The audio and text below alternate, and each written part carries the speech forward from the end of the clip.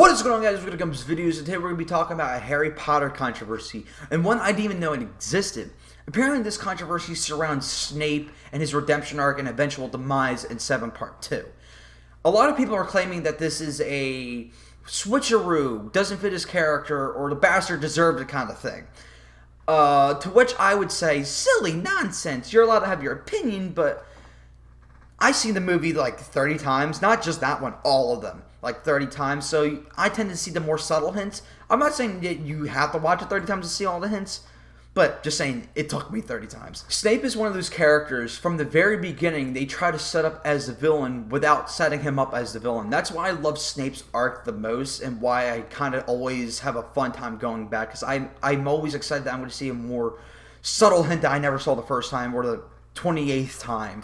And one of my favorite examples to why Snape was always good and not the bad guy is Harry's Quidditch match in Sorcerer's Stone. There's a shot where you see Snape bewitching the broom. But when you look at that shot frames before they do the zoom in, you actually see Professor Quirrell behind him doing the same exact thing.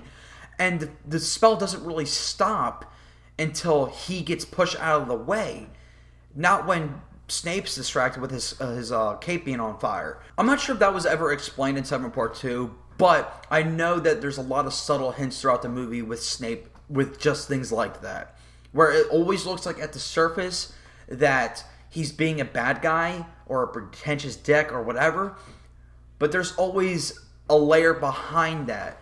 Snape is a character that's kind of like multi-layered, and not in just character dimension, but in protection. He's the kind of character that's afraid to have people see for who he really is.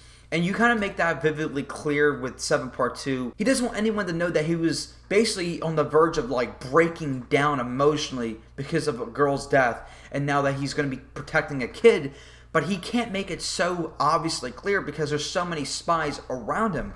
And that's what made Snape's character very interesting. Because not only was he kind of being a double spy with Harry, he was also being a double spy for Hogwarts. Snape is not just a character who's trying to protect Harry and kind of make it look like he hates him. He's also trying to make it look like he hates students in general. But in reality, his entire character, his entire quest is to protect them with all costs. He's the one that is most likely to die from the very beginning because he's working closer to Voldemort. He's working closer with everyone that's working with him. He's keeping a close eye out. So he's under deep cover. Even when he's at Hogwarts, he can't feel safe because, you know, the snitch Malfoy, because we all know Malfoy's a snitch. Fuck that kid.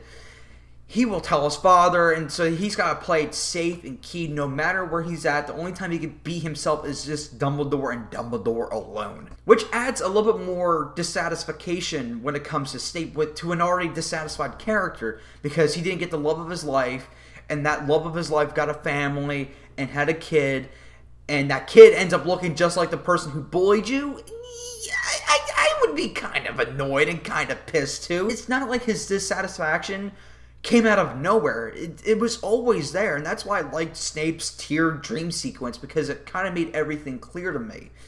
And Snape always being portrayed as the bad guy at the forefront was never the case. And that's why I love the Quidditch shot so much, because, again, when you look at the general picture, you can always see, when you look a little closer, you see that it's actually Snape trying to clean up the fucking mess and not cause it.